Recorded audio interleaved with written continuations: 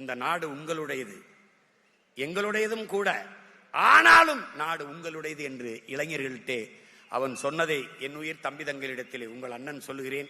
இந்த நாடு உங்களுடையது. இந்த நாட்டை வளமையான ஒரு புரட்சிகரமான நாடாக மாற்றி படைக்க வேண்டிய பொறுப்பும் கடமையும் உங்கள் ஒவ்வொருவருக்கும் கையளிக்கப்பட்டிருக்கிறது என்பதை உணர்ந்து கற்றறிந்த மேன்மக்களாக வந்து இந்த நாட்டை மேம்படுத்த அரும்பாடு ஆற்றுங்கள்.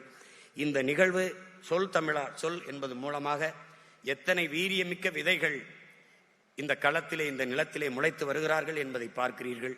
அவர்கள் பேசும்போது தடையின்றி அந்த தமிழை எடுத்து பேசுகிறார்கள். பெரும்பாலும் அவர்கள் ஆங்கிலம் கலவாமல் பேசுகிறார்கள். ஒன்றுதான் உங்களிடத்திலே உங்கள் உடன்பிறந்தேன் சொல்வேன், ஆங்கிலம் பேசினால் ஆங்கிலத்திலே பேசுங்கள், குறைந்தபட்சம் அந்த மொழியை பெருமைப்படுத்துங்கள். தமிழ் பேசினால் தமிழிலே பேசுங்கள், நம் தாய்மொழியை தயவு செய்து வாழ வையுங்கள். ரெண்டையும் சேர்த்து புதிதாக தங்கிலீஷை உருவாக்கி விடாதீர்கள். தொலைக்காட்சியில் எதையா திரும்பினா பாருங்க, ஏன்டா மச்சான் டென்ஷனாக இருக்க, ஃபீல் பண்ணாதடா, கரெக்ட் ஆயிரும்டா, எல்லாம் திங்க் பண்ணி ஃபீல் பண்ணி வாக் பண்ணியா பேசி என் அன்னை தமிழை பன்னி தமிழாக மாற்றியதை தவிர இவர்கள் ஒன்றும் செய்யும். அதிலிருந்து நல்ல தமிழை வளர்க்க இந்த சொல் தமிழா சொல் நிகழ்ச்சி பயன்படுகிறது. அதை தமிழ் பேராயம் ஒரு பெரும் பணியாக செய்கிறது. அந்த தமிழ் பேராயத்தை தோற்றுவித்த எங்களுடைய போற்றுதற்கும் வணக்கத்திற்குரிய பெருந்தகை